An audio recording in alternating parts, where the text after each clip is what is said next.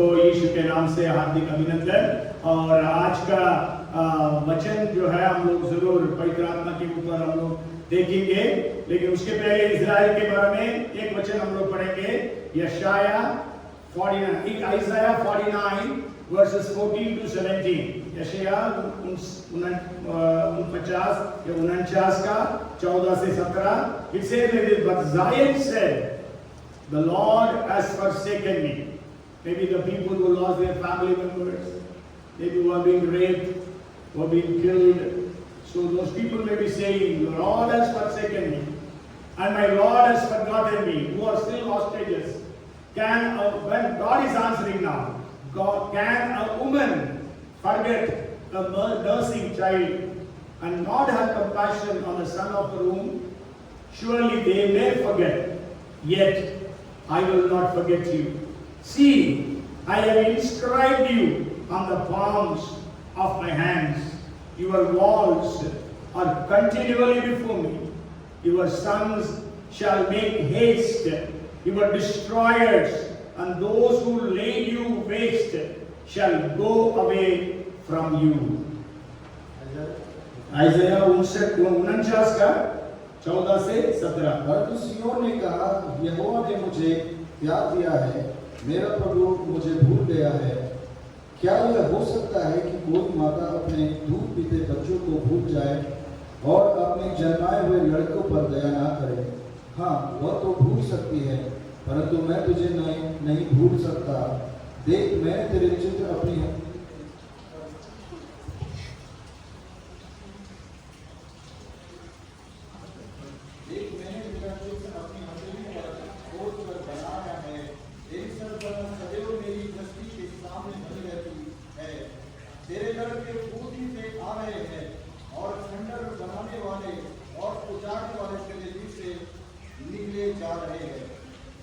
Okay, so let's pray that God would bless Israel according to this promise. Isaiah 49, 15 to 17 के अनुसार परमेश्वर इस्राएल को आशीषित करें। और हम लास्ट वीक से हम लोग the symbols of the Holy Spirit, पवित्र आत्मा के प्रतीक के ऊपर कुछ बातों को देख रहे हैं। लास्ट वीक हमने देखा कि the Holy Spirit is compared to water, पवित्र आत्मा को जल से तुलना किया गया है। उसके बारे में हम लोग कुछ बातों को देखे थे। But today I want to share with you about fire. Holy Spirit is compared with fire. पवित्र आत्मा जो है, पवित्र आत्मा आग से तुलना किया गया। जिस वचन को हमने पढ़ा था प्रेरितों के काम उसका 2 अध्याय का 3 पद। Then there appeared to them divided tongues as of fire, and one sat upon each of them. और उन्हें आग की सी जीभें फटती हुई दिखाई दी, और उनमें से हर एक पर आग लगी। Yes, so the Holy Spirit came upon everyone, the 120 people who had gathered in the upper room. जो 120 लोग एक चित होकर जो उपरों की कोठरी में एकत्रित थे। पेंटेकोस्ट का मतलब है 50वां दिन, मतलब पासओवर। यीशु मसीह के मृत्यु से 50वां दिन जो है प्रभु यीशु मसीह ने पवित्र आत्मा को उनके ऊपर उंडेला, और पवित्र आत्मा आग के समान, फटी हुई जीभों के समान उनके ऊपर आकर हरेक के ऊपर उतर आया करके हम लोग यहाँ पर पढ़ते हैं। और इवन जब हम पढ़ते हैं लूक चैप्टर 12 वर्स 49, लूक का 12वां अध्याय का 49वां पद में पढ़ते हैं, यीशु कहता है, I have come to pour out fire. I came to send fire on the earth, and how I wish it were already kindled. मैं पृथ्वी पर आग लगाने आया हूँ, और क्या चाहता हूँ कि केवल यह अभी सुलग जाती है। Yes, और also we know, हम जानते हैं यूहन्ना बपतिस्मा देने वाला ने बोला, मेरे बाद आने वाला पवित्र आत्मा और आग से बपतिस्मा देगा। The one who comes after me will baptize you with the Holy Spirit and with fire. तो इन दोनों वचनों के अनुसार, मतलब लूका 12:49 And Matthew chapter 3:11 के अनुसार प्रभु यीशु मसीह ने पेंटेकोस्त के दिन में अपने कलीसिया के लोगों के ऊपर पवित्र आत्मा के आग को उंडेला, और उसके बाद हम जानते हैं कि कलीसिया बढ़ना शुरू की। हम ये भी कह सकते हैं कलीसिया पेंटेकोस्त के दिन में ही शुरू की थी। या birthday of the church was on the day of Pentecost. तो अभी मैं यदि आपसे पूछूं फायर का, आग का क्या क्या उपयोग है, आप में से कई बातें आपको जरूर बताएंगे। मैं सुनना चाहता हूं आपके मुंह से, आप बताइए आग का क्या क्या प्रयोजन है। What are the uses of fire? Cooking and giving warmth. Yes, cooking and giving warmth. Okay. Light. Huh? Light. To give light. Okay. और या It gives a sense of safety. sense of safety. Okay. We cook our food. Huh? To cook our food. Yeah, she told already. Yes. Okay. Yeah, very good. है ना? Again, I want to say, fire is indispensable. आग जो है अपरिहार्य है। आग के बगैर आप जीवन सोच सकते हैं? पानी के बगैर या जल के बगैर भी आप अपने जीवन सोच नहीं सकते हैं। आग के बगैर भी आप सोच नहीं सकते। जरूर आप जब बाइबल में देखते हैं उन बातों को, आप उस समय के लोगों के हिसाब से सोचना। आज आप बोलेंगे आज तो आग की जरूरत ही नहीं है ना? आज तो खाना बनाने के लिए हमारे पास क्या क्या नहीं है, माइक्रोवेव से, है ना, इंडक्शन स्टोव और कई सारी चीजें आज उपलब्ध। लेकिन उन दिनों में क्या हो है, तो खाना बनाने के लिए क्या चाहिए? आग चाहिए। और उस समय में लाइट्स नहीं था, तो लाइट्स के लिए आग चाहिए था। और जब ठंड के मौसम में गरमाने के लिए आग चाहिए था। तो आग जो है उनके लिए बहुत अनिवार्य था, और it was very indispensable during the days of the scriptures of the Bible. Okay, even today, but then we have other kinds of energy. उस समय में केवल फायर था, आजकल बहुत सारे एनर्जी आज इन्वेंट कर दिया लोगों ने, और इसलिए हम लोगों के पास बहुत कुछ उपलब्ध है। Okay, so it is indispensable. So without the holy spirit our spiritual lifes can not go smoothly. और पवित्र आत्मा के बिना हमारे आत्मिक जीवन, हमारी सेवकाइयां आगे नहीं बढ़ सकती। और दूसरी जो पॉइंट जो मैं बोलना चाहता हूँ, that is Bible speaks about different kinds of fires. Bible में अलग अलग तरह के आग के बारे में बयान है। आप बताइए कैसे कैसे आग का बयान है? Okay, you know,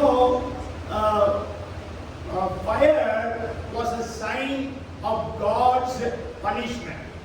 Fire was a sign of divine punishment. मतलब ईश्वरीय दंड या ईश्वरीय न्याय का एक प्रतीक था आग।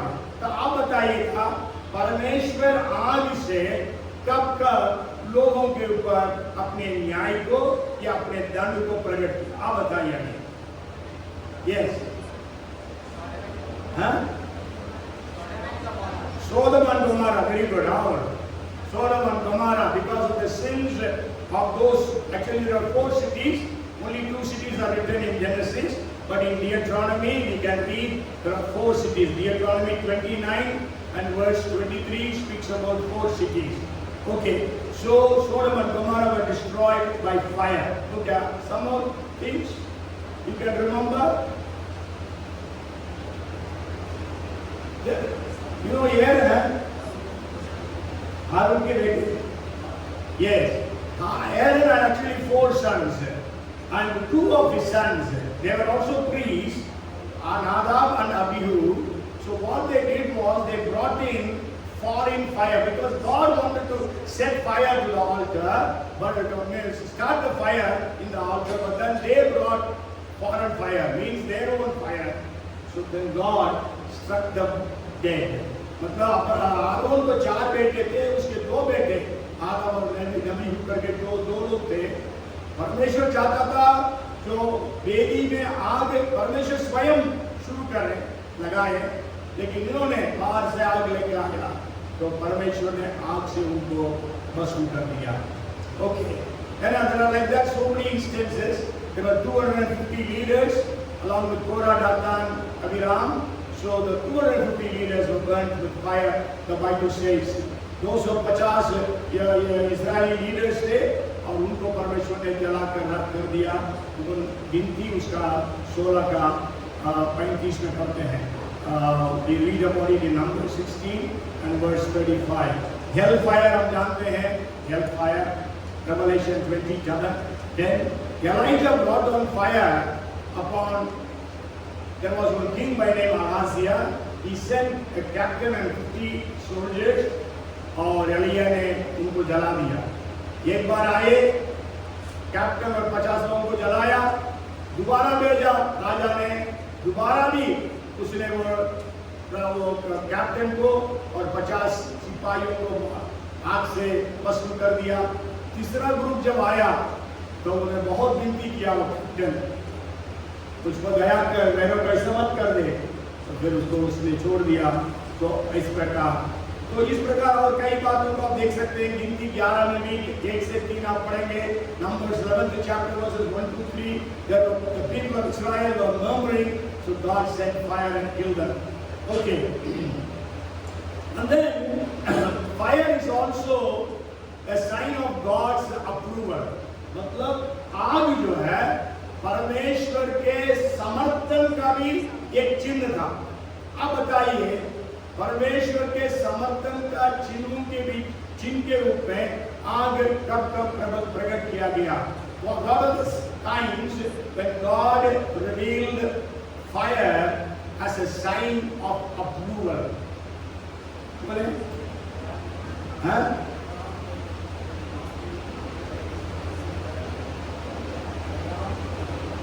अब्राहम के बैल पे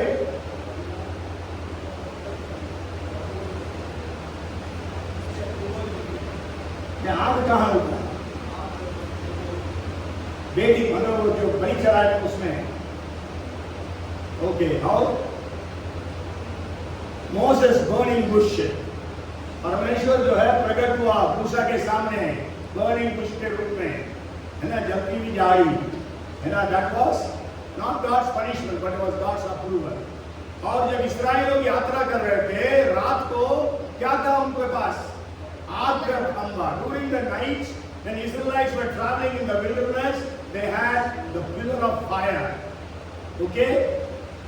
Elijah prayer किया, तो Elijah prayed, आग उतरा. God sent fire. That was a fire of not punishment but fire of approval. David prayed and fire came and burnt the sacrifice. Again God's approval. Solomon prayed, fire came. Suleman ने प्रार्थना किया, आग उतारा गया. दाऊद ने प्रार्थना किया, आग उतारा गया. सो परमेश्वर जो है इन सारी बातों के द्वारा परमेश्वर अपना अप्रूवल को दिए. लेकिन अब आगे हम देखेंगे. Okay, you said fire is needed. Okay, first is that we have to cook food for long, so many things. So fire is indispensable. That is the first point of fire. और दूसरा point आप क्या बताएंगे? Fire से क्या फायदा है? Okay, the second thing is fire purifies. आग जो है शुद्ध करता है. हमने पानी के बारे में भी देखा, पानी शुद्ध करता, नहाते हैं, कपड़ा धोते हैं. लेकिन सोना, चांदी, आयरन ओर, सो ऐसी चीजों को शुद्ध करने के लिए पानी से नहीं हो सकता. उसके लिए क्या चाहिए? फायर चाहिए. सो fire purifies gold, silver, it refines. Maybe we will read a verse, Malachi chapter 3 and verse 3. He will sit as a refiner and a purifier of silver. He will purify the sons of Levi and purge them as gold and silver, that they may offer to the Lord an offering in righteousness. वह रूपों का तानने वाला और शुद्ध करने वाला बनेगा और लेवियों की शुद्ध करेगा और उनको सोने रूपों के समान निर्मल करेगा, तब मेरी यहोवा की भेंट धर्म से चढ़ाएंगे। Yes, so the fire purifies us. पवित्र आत्मा जब हमें हमारे अंदर आएगा, He will purify us, He will sanctify us, He will convict us. Whenever we say do something wrong, the Holy Spirit will convict us about the righteousness of God. पवित्र आत्मा जब हम पाप गलत करते हैं, पवित्र आत्मा जो है वो हम विश्वासियों को पाप के बारे में कायल के मतलब परमेश्वर के धार्मिकता के बारे में कायल करता है। पवित्र आत्मा जो है पापियों को पाप के बारे में कायल करता है। Maybe we can read that verse. Let us turn to the book of John, chapter 16, verses 8 to 11. John जो है ना 16 अध्याय का 8 से 11 आप पढ़ेंगे। When the Holy Spirit comes, He will convict the world of sins, of righteousness, and of the coming judgment. And then Jesus says that He will convict the sins because they do not believe in Me. And then it says of righteousness because I go to my Father and you see me no more. Of judgment because the ruler of this world is judged. वह आकर संसार को पाप और धार्मिकता और न्याय के विषय में निरुक्त करेगा। पाप के विषय में इसलिए कि वे मुझ पर विश्वास नहीं करते, और धार्मिकता के विषय में इसलिए कि मैं पिता के पास जाता हूँ और तुम मुझे फिर ना देखोगे। न्याय के विषय में इसलिए कि संसार का सरदार दोषी ठहराया गया है। मुझे तुमसे और भी बहुत सी बातें कहनी है, परंतु अभी तुम उसको सह न सकते। है ना? तो यहाँ पर हम देखते हैं पवित्र आत्मा आएगा, पाप के बारे में, धार्मिकता के बारे में, न्याय के बारे में निरुत्तर करेगा। When the Holy Spirit comes, He will convict the world of sins, righteousness, and of the coming judgment. मतलब sins मतलब those who are not saved. Before we were saved, so the Holy Spirit brought convictions that we trusted in Jesus. क्योंकि वहाँ पाप क्या लिखा है? क्योंकि उन्होंने यीशु मसीह पर विश्वास नहीं किया, है ना? What is the sin mentioned there? They did not believe in Me, means they did not believe in Jesus. So as sinners, the Holy Spirit convicts us of our sin. As believers, the Holy Spirit convicts us of righteousness. Whenever we go astray, जब भी हम लोग मतलब भटक जाते हैं, पवित्र आत्मा जो है परमेश्वर के धार्मिकता के विषय में हमें घायल करता है।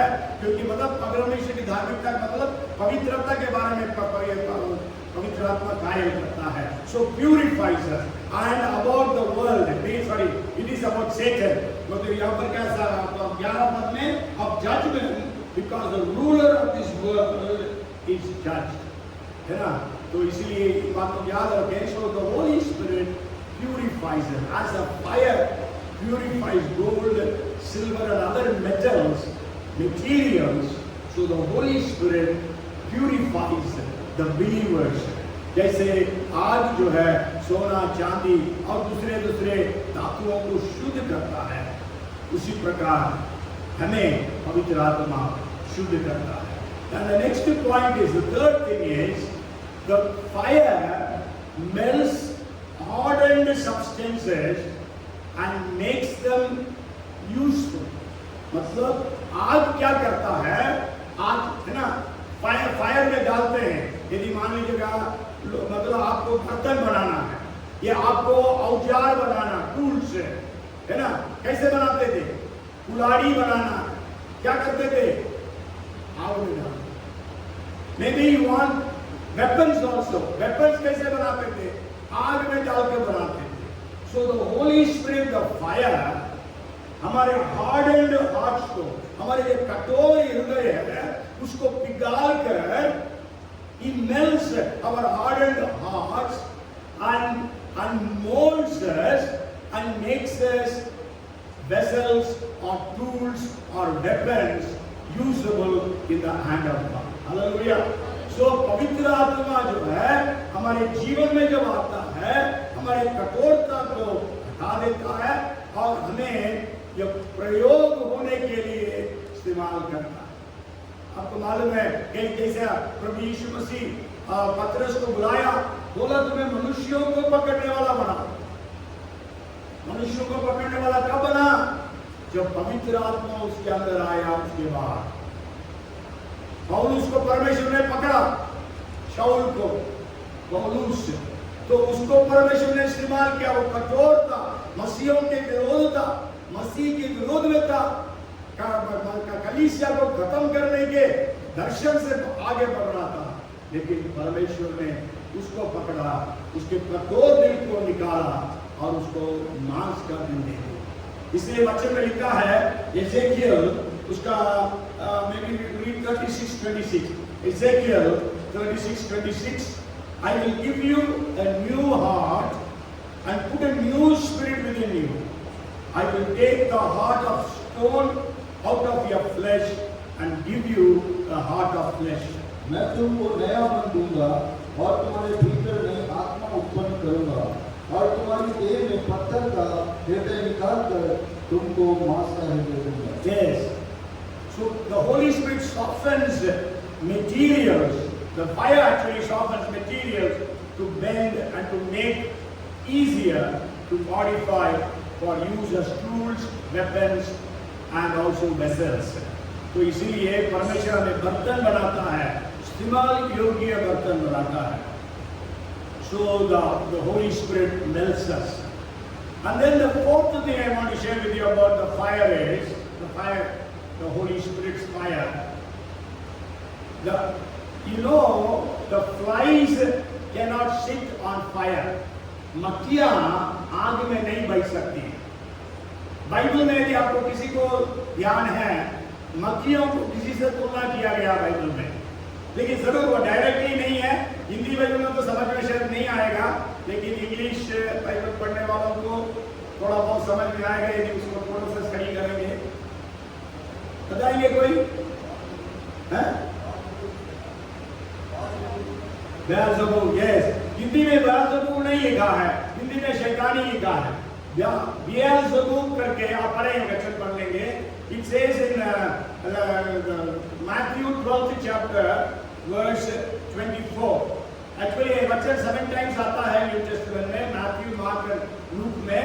तो इसमें यह लिखा है, this fellow does not cast. Now when the Pharisees heard it, they said, this fellow means Jesus, does not cast out demons except by Beelzebub, the ruler of the demons. परंतु फरीसियों ने यह सुनकर कहा, यह तो दुष्ट आत्मा के सरदार बालजबूल की सहायता के बिना दुष्ट आत्मा को नहीं निकालता।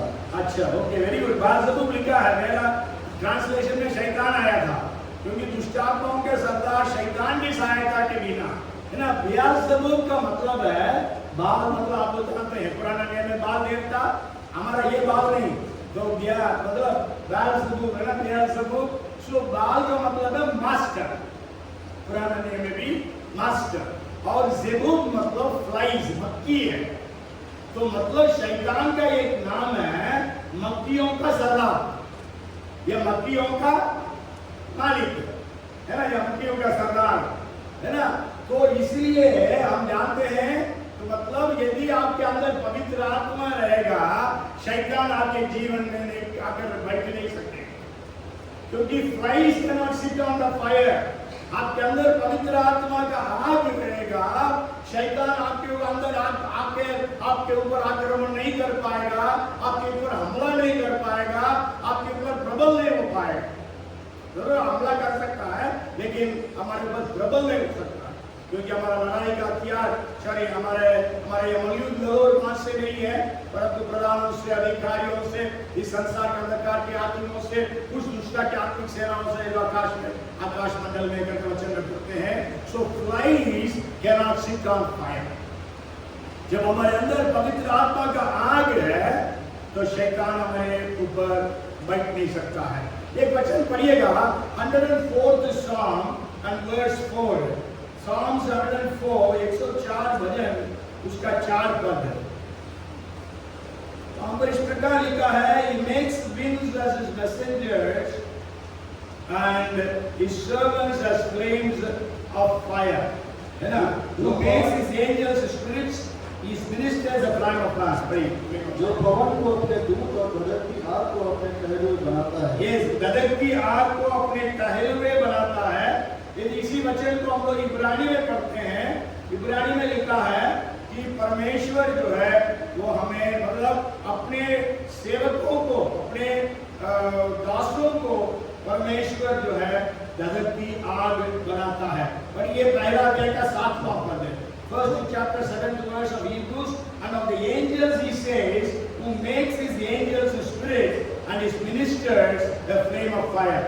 और स्वर्गों के विषय में यह गाता है, वह अपने दूतों को पवन और अपने सेवकों को गदर की आग बनाता है। Yes, so he makes his servants as flames of fire. So we are, God makes you and me flames of fire. तो हमें परमेश्वर गदर की आग बनाता है। सो शैतान की ताकतें हमारे ऊपर प्रबल नहीं हो सकती। इसलिए तो पौलुस लिख सकता है, हमारा लड़ाई का हथियार शारीरिक नहीं परंतु घरों को ढा देने के लिए परमेश्वर के द्वारा सामर्थ्य है। That's why Paul writes, the weapons of our warfare are not carnal, but they are strong through God to pull down the strongholds. That's why Paul again says in 10:4 of 2 Corinthians and 2 Corinthians 2:14 he says, thanks be to God who always leads us in a triumphal procession and who makes us to spread the knowledge of Christ at all places. दूसरा कोरिन्थियों 2:14 में धन्यवाद हो, परमेश्वर का धन्यवाद हो जो हमें जय के उत्सव में सदा लिए चलता है और अपनी सुगंध उसके पहचान के सुगंध को हमारे द्वारा हर जगह फैलाता है। सो इसलिए द फायर, द फ्लाइज के not sit upon the fire. यदि हमारे अंदर पवित्र आत्मा है, हमें आग है, तो पवित्र शैतान की ताकतें और शैतान की युक्तियां, दुष्ट आत्मा की ताकतें, जातिकों की ताकतें और पारिवारिक श्रापों की ताकतें कुछ भी हमारे ऊपर प्रबल नहीं हो सकती हैं, क्योंकि हम जीवन से बढ़कर हैं। तो इसलिए हम पवित्र आत्मा के आग को हम लोग प्राप्त करने वाले बने। And then the next quality of fire is fire spreads. आग क्या करता है? फैलता। आग एक जगह में नहीं रहता। आजकल आप लोग रोज पेपर में एक्सीडेंट्स के मतलब फायर एक्सीडेंट्स, कल कहाँ राजकोट में एक गेम जोन में फायर लग गया, कितने लोग मारे थे। आज सुबह में न्यूज देख रहा था, एक बच्चों का हॉस्पिटल दिल्ली में, एक बच्चों के हॉस्पिटल में आग लग गया, बच्चे लोग कितने लोग मारे गए। आज और भी जगह जगह में आग लग जाता है। तो आग स्प्रेड्स है, आग फैलता है, इसलिए फायर इंजन लाकर लोग उसको बुझाते हैं। So the holy spirit's fire यदि हमारे अंदर है, दैट नीड्स टू स्प्रेड। आपके अंदर आग है, वो फैलेगा। पवित्र आत्मा का आग पेंटेकोस्ट के दिन में कलीसिया के ऊपर उंडेला गया, इसलिए वो कलीसिया में क्या हुआ? वो पूरा फैलता गया पूरी दुनिया। यीशु ने कहा, जब पवित्र आत्मा तुम पर आएगा, तुम सामर्थ पाओगे और यरूशलेम में और यरूशलेम में, सारे यहूदिया में, सामरिया में, पृथ्वी के छोर तक मेरे गवाह होंगे। When the Holy Spirit comes upon you, you shall receive power, and you will be my witnesses in Jerusalem, all Judea, Samaria, and the uttermost parts of the earth. And from the day of Pentecost, within 30 years, केवल 30 साल के अंदर पूरी दुनिया में उन्होंने सुसमाचार को फैला दिया। Holy Spirit is like a fire, and it spreads. The fire spreads. इसलिए सुसमाचार फैलता गया। वचन में क्या लिखा है? परमेश्वर का वचन यूं बलपूर्वक फैलता गया और प्रबल होता गया। परमेश्वर का वचन जो आग है, वो पवित्र आत्मा के आग के साथ जाकर हर जगह में प्रबल होता गया। इसलिए फायर स्प्रेड्स है। आप एक वचन पढ़िएगा। आजकल हम लोग वाइल्ड फायर्स के बारे में सुनते हैं, है ना? जंगली मतलब फॉरेस्ट फायर्स है, wild Fyers. Lakhs and lakhs of hectares of land, means of forest, are being burned down. पढ़िए उस वचन को, याकूब उसका 3रा अध्याय और उसका 5वां पद का पिछले भाग है। और James chapter 3 verse 5, the latter part says, see how great a forest a little fire kindles. देखो थोड़ी सी आग के कितने बड़े वन में आग लग जाती है। यस, थोड़ी सी आग में, है ना, small fire, little fire kindles the whole entire forest is burned down. Lakhs and lakhs of hectares of trees are burned down. That's what the news we hear. So many countries में, हाँ, हाल के दिनों में forest fires, wild fires हुआ। क्या आज हमारे अंदर वो फायर है? Do we have that fire? So यीशु ने कहा, मैं आग उंडेलने आया हूँ। कितना मैं चाहता हूँ वो पहले से सुलग जाए। Jesus said, I've come to pour out fire. How much I desire, it is already kindled. So do we have that fire? That fire of the Holy Spirit? Does the church have the fire? I always tell this story. There was one young boy by name John who was living next to a church building in the city of London. He never used to attend church. One day there was fire in that church. So he also came to douse the fire. Then the pastor asked him, John, I have never seen you in the church. John said, Pastor, nor I have seen fire in your church. Pastor मतलब एक John का एक जवान लड़का था, church के बगल में ही रहता था, लेकिन कभी चर्च नहीं जाता था। एक बार उस चर्च में आग लग गया तो सब लोग बुझाने के लिए गए थे, ये भी गया था। तो पास्टर ने बोला, जॉन, मैंने कभी तुम्हें चर्च में नहीं देखा। जॉन ने बोला, पास्टर, मैं भी कभी आग आपके चर्च में देखा। आज क्या हमारे अंदर वो आग है? आज हमारी आराधना में वो आग है, आज हमारे प्रचार में वो आग है, आज हमारी प्रार्थनाओं में वो आग है। आग आज हमें चाहिए, पवित्र आत्मा का आग। that आग, that fire, it will spread. वो आग फैलता है, वो आग हमें निकाल कर परमेश्वर के उपयोगी बर्तन बना देता है।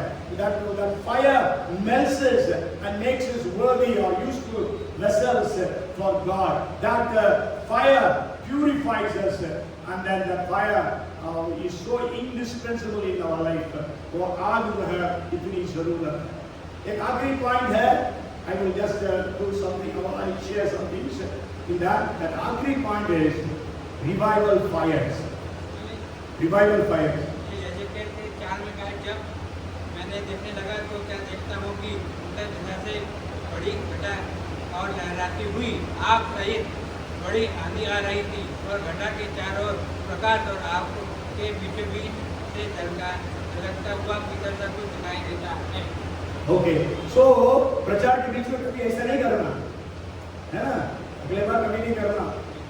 ओके, है ना। तो आज जो है हम यहाँ पर क्या देखते हैं, रिवाइवल फायर्स, मतलब जो फायर रिवाइवल्स जो होता है उसको बोलते हैं रिवाइवल फायर्स। परमेश्वर का मतलब जागृति का आग है, मतलब इसलिए रिवाइवल स्प्रेड्स है। जब भी जहां भी आप देखेंगे जागृति हुई है तो वहां पर जागृति जो है वो फैलती है। पेंटेकोस्ट के दिन में हम लोग देख सकते हैं परमेश्वर ने वो 30 एडी के पेंटिकॉस्टल डे में पवित्र आग को उंडेला, वो आग पूरे संसार में फैलने लग गई, चर्च सारे स्थानों में फैल गया था। 13th August 1727, 13th August 1727 में मोरेवियन रिवाइवल जिसको कहते हैं, वहां पर पवित्र आत्मा का आग उंडेला गया। किनके ऊपर उंडेला गया मालूम? वो सब जो है सताए हुए लोग थे, वो लोग अपने घरों को छोड़कर सुरक्षा के लिए एक और स्थान में आए थे, और उनके ऊपर पवित्र आत्मा उंडेला गया, और वो प्रार्थना जो है 100 साल तक चलता रहा। उसी रिवाइवल के कारण दुनिया के जो बड़े बड़े प्रीचर्स निकले, जैसा D.L. Moody, Charles Spurgeon, John Wesley, Charles Finney, ऐसे बड़े बड़े प्रचारक लोग जो है उस रिवाइवल के द्वारा हुए थे। फिर हमने इस बात पर पहले भी बोल चुका हूँ, भारत में पुणे में मुक्ति मिशन जो महिलाओं का एक होम है, उस पंडित रामाबाई जो एक ब्राह्मण कॉन्वर्ट थी, यीशु को ग्रहण करी, उसने महिलाओं के लिए वो स्थापना, वो जगह को, संस्था को शुरू करी थी। उसमें सैकड़ों हजारों महिलाएं थे और इसके अंदर अबाबाई के अंदर एक बहुत बड़ा बोझ था। हमारे बीच में जागृति आना और उस समय जागृति आ रही थी अलग जगह में, इसलिए अपने बेटी और अपना एक वार्डन थी, असिस्टेंट वार्डन जो यूएस के मिशनरी थी, दोनों को ऑस्ट्रेलिया भेजा। वो लोग वापस आके बोले वहां पर there is an electrifying prayer that is going on, मतलब ऐसा एक प्रार्थनाएं चल रही है, सुबह और शाम ये लोग प्रार्थना करते रहे। एक दिन रात को 3:30 बजे जो महिला डॉर्मेट्री का जो वार्डन थी, जो सुपरवाइजर बोल सकते हैं, वो दौड़ के इस एब्राहम, उनका नाम मिनी एब्राहम था, वो फॉरेन मिशनरी था, उनके पास आई रात को 3:30 बजे। बोली मैडम हमारे विमेंस के डॉर्मेट्री में एक के बिस्तर पर आग लग गई थी, हम लोग बुझाने के लिए बाल्टी उठाकर ले गए, तब देखा वो आग नहीं था, वो पवित्र आत्मा का आग था। तो तुरंत वो लोग सब वहां भागे, देखे सारे के सारी महिलाएं घुटने में होकर रो रो के प्रार्थना कर रहे थे, पश्चाताप कर रहे थे और दूसरे दिन प्रेयर में करते हुए थे। पवित्र आत्मा उंडेला गया और हजारों हजारों की संख्या में लोग उद्धार में आए। 1965 में सितंबर 26 को परमेश्वर ने इंडोनेशिया जो मुस्लिम कंट्री था वहां पर तिमोर, आइलैंड ऑफ तिमोर में एक प्रेस्बिटेरियन चर्च में 200 लोग थे, आग उंडेला गया, बिल्कुल पेंटेकोस्ट के दिन में जैसा लिखा है, आग उंडेला गया। फायर इंजन बुलाया गया, देखा तो कोई आग नहीं था, पवित्र आत्मा का आग था। आज हमारे बीच में परमेश्वर उंडेला, कितना अच्छा है। और पॉल यानीचो के बारे में आप सब जानते हैं। पॉल यानीचो के बारे में बोलकर मैं आज का प्रचार समाप्त करूंगा। पॉल यानीचो जो है 14 फरवरी 1936 में पैदा हुआ एक बुद्धिस्ट फैमिली में। उस समय दक्षिण कोरिया एक बुद्धिस्ट देश था। 17 years of age, जब वो 17 साल का था, उस समय टीबी से लोग मरते थे, उसको टीबी हो गया। डॉक्टर्स ने 3 महीना, पता नहीं आपको याद नहीं, अभी 6 महीना का टाइम दिया, मतलब इससे ज्यादा तुम नहीं जीवो। He was broken down। वो अपने माता पिता से बोला मैं मरने जा रहा हूं, लेकिन मैं जीना चाहता हूं, मेरे को कोई मार्ग बता, कोई कहीं से भी कोई उपाय नहीं। पॉल यानीचो साहब आपको बोलते हैं, एक लड़की, एक क्रिश्चियन लड़की उसके पास आई, उसको यीशु के बारे में बताई, लेकिन उसने उसको भगाकर भेज दिया। बोलता है उसके बाद मैं कभी उससे मिला नहीं, लेकिन but he had an encounter with Jesus। यीशु के साथ उसकी मुलाकात हुई, यीशु को ग्रहण किया अपना उद्धारकर्ता के रूप में, परिवार से निकाला गया। अब तो मरने जा रहा हूं, चलो मैं मर जाता हूं करके जा रहा था। एक मिशनरी मिले, फिर उसके बाद मिशनरी बोला यीशु मसीह न केवल हमारे पापों को क्षमा करता, प्रभु यीशु मसीह हमें चंगाई भी देता है। तो प्रार्थना की गई, उसको चंगाई मिल गई और उसने यीशु को अपना जीवन सौंपा, सेवकाई के लिए अपने जीवन को सौंप दिया। 18 साल की उम्र में, नहीं 21 years के उम्र में उसने सेवकाई शुरू कर। At the age of 21 he started his ministry। 5 लोगों के साथ सेवकाई शुरू किया, एक चुकी में आराधना शुरू की।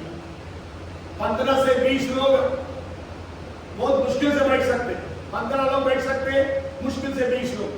वहां से शुरू किया चर्च।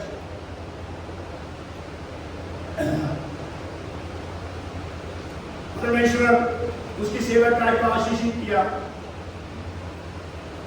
बहुत चंगाइयां हुई, लोग उद्धार में आते रहे। 1958 में उसके चर्च में 400 लोग थे। 400 लोगों के लिए वहां नहीं बैठ सकते, इसलिए टेंट बनाया चर्च के लिए। टेंट बनाकर उस 400 लोग वहां इकट्ठे होते थे। वहां पर एक गवाही है, जो भी उस टेंट के अंदर गया बीमारी के साथ, चंगाई पाते हुए वो निकलता था। ये कभी बिना चंगाई पाए वहां से नहीं निकला। इस प्रकार परमेश्वर ने कार्य किया। सब याद रखना, सब बौद्ध धर्म के मानने वाले लोग, सब बौद्ध धर्म के मानने वाले लोग। 1961 में उसके चर्च में 3000 लोग थे। पहले असल में जब 400 लोग थे, परमेश्वर ने उससे पूछा तुम कितना लोग चाहता है? प्रभु 1000 लोग को मांगू, आप दोगे क्या? मांगो तो दूंगा, 1000 लोग। फिर बोला, परमेश्वर ने पूछा क्या चाहिए तुमको? मेरे को 2000 लोग। 2000 1961 में उसके पास 3000 लोगों का चर्च था और बताया जाता है कि कोरिया का सबसे बड़ा चर्च हो गया, क्योंकि उसके अंदर पवित्र आत्मा का आग था।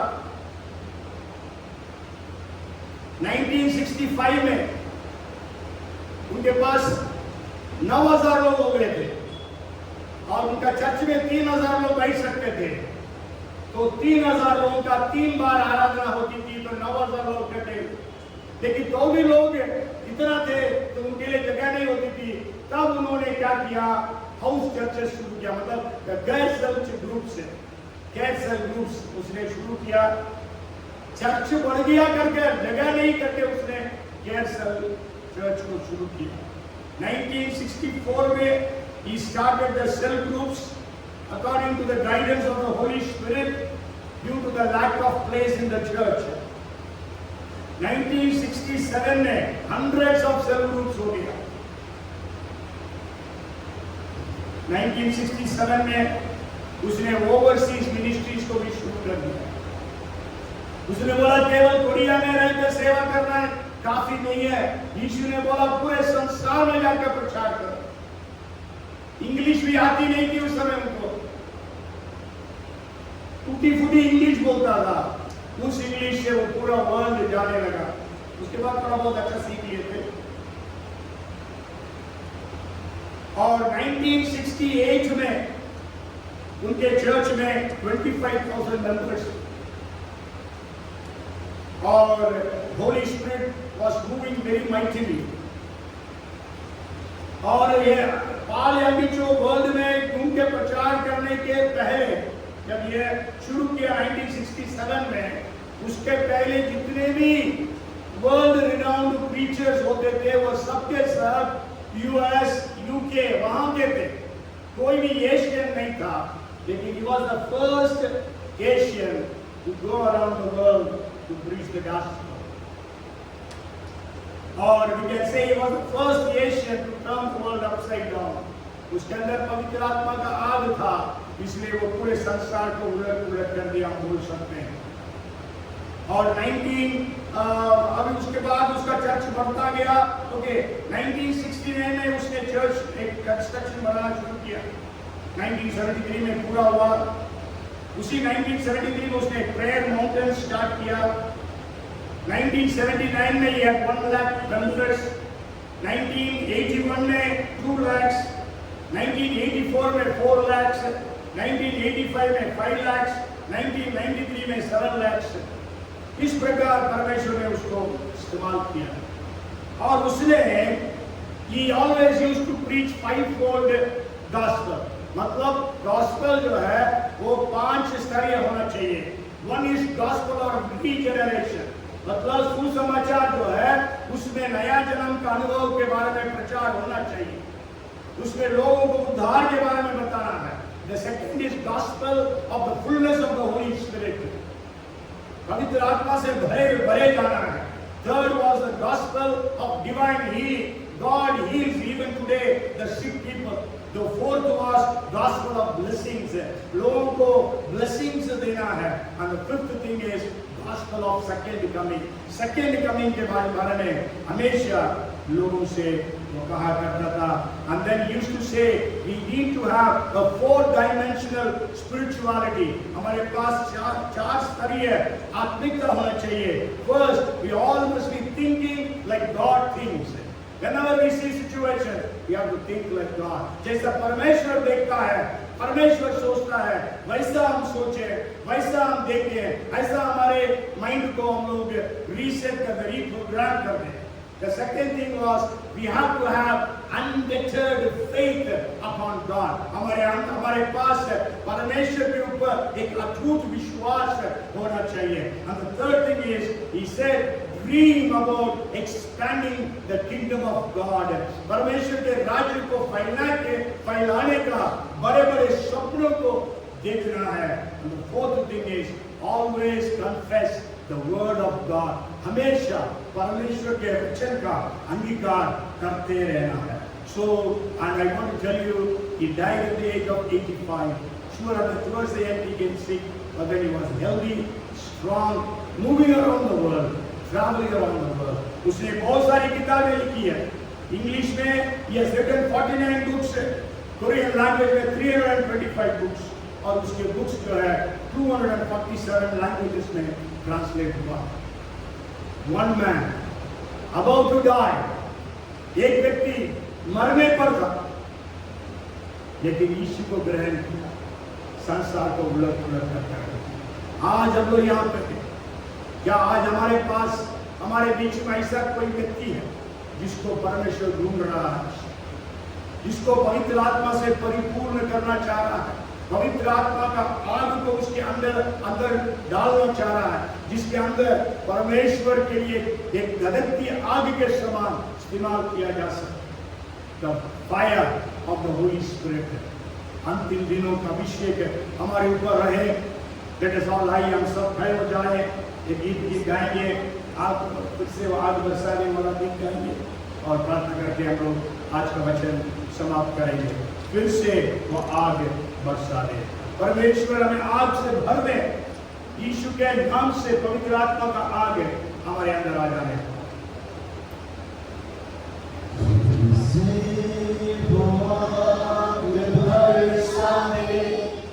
सब आए प्रभु से मांगे, प्रभु मुझे उस आग से भर दे, जिस आग से आपने उसे हमारे अंदर को भरा, इस आग से आपने अपने शरीर में याकूब पौलुस को भरा, इस आग को आपने उस मुसलमान देश इंडोनेशिया में भेजा.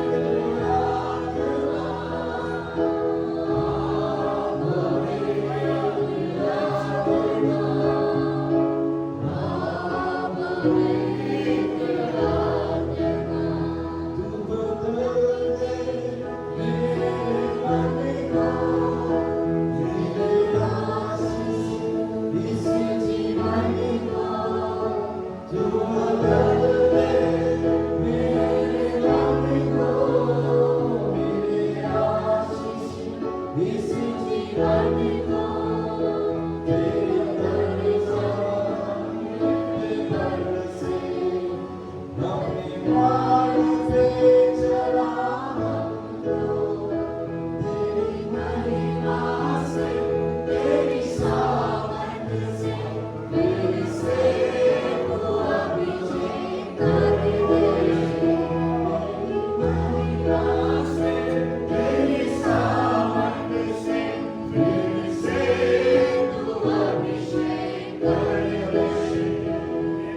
Hallelujah. Praise the Lord. क्या आज हम अपने आप को समर्पित करने के लिए तैयार हैं? Are you ready to surrender yourself? The Holy Spirit who melds and molds you to be a useful vessel in His hand. पवित्र आत्मा आपके समान आपको पिघाल कर आप परमेश्वर के लिए उपयोगी बर्तन बनाना चाहता है। क्या आप उसके लिए तैयार हैं? यीशु के नाम से 5 लोगों से शुरू कर 8 लाख मेंबर का चर्च बनाने वाला एक व्यक्ति, आज एक बौद्ध धर्म को मानने वाला, आज हम शायद कोई भी धर्म को मानने वाले क्यों हो, क्या आज हमारे अंदर वो पवित्र आत्मा है? क्या वो पवित्र आत्मा का वो आग है? यीशु ने जो बोला आग उड़ने में आया हो, क्या वो आग को हमने पाया है? प्रभु जी उस आग से हमें भर दे, हर एक को भर दे, हम सबको धड़कती आग बना दीजिए। Make every one of us flames of fire of God in our workplaces, in our neighborhoods, हमारे काम करने के स्थानों में, हमारे घरों में, हमारे मोहल्लों में, प्रभु जी आपके समान हमें से प्रत्येक को इस्तेमाल करो यीशु के नाम से। चिन्ह चमत्कार प्रत्येक के द्वारा होने पाए, बीमार चंगे होने पाए, मरे हुए लोग जिलाए जा सके, दुष्ट आत्माएं निकाले जा सके, नाना प्रकार के आश्चर्य कर्म होने पाए। Oh, in the mighty name of Jesus, let the lame walk, let the fear, dumb speak, blind see, miracles happen in the mighty name of Jesus. Powers of witchcraft be broken, generational curses be cancelled, God's blessings, divine blessings be released upon every family and every individual of God. Lord, we thank you and we praise you, God. Put your words in the mouth of everyone. आपके वचन को हर एक के मुंह में डाल, आशीषित कर। धन्यवाद। सबको ब्लेस कर, सबको ब्लेस कर। धन्यवाद देते हैं, स्तुति करते हैं। पवित्र आत्मा आग हमारे अंदर जलते रहे। Let the fire of the Holy Spirit keep on burning in us in the name of Jesus. Thank you and praise you. Even Lord, हम सब मिलकर कलीसिया के रूप में मनोज बोसी के लिए प्रार्थना करते हैं। प्रभु आपको काम आप कर सकते हैं, नए किडनी दे सकते हैं, नया लिवर दे सकते हैं। जो भी प्रभु जी बीमारियों के कारण अफेक्ट हुआ, प्रभु आपको आशीषित कर। यीशु के नाम से कहा है, बेटी को आश्चर्य करो। अब जितने आज बीमार हैं, प्रभु सब चंगाई को पाए, अद्भुत काम हर एक की जिंदगी में होने पाए। असंतोष को चंगा, हर एक को चंगा कर प्रभु यीशु। भोपाल में बहुत बड़ी बीमारी को भी, भोपाल में अपना पवित्र आत्मा का हाथ को उड़े हुए हम धन्यवाद करते हैं। सारी महिमा आपको देते हैं इस गर्मी के मौसम में, हरेक को सुरक्षित। धन्यवाद धन्यवाद धन्यवाद धन्यवाद।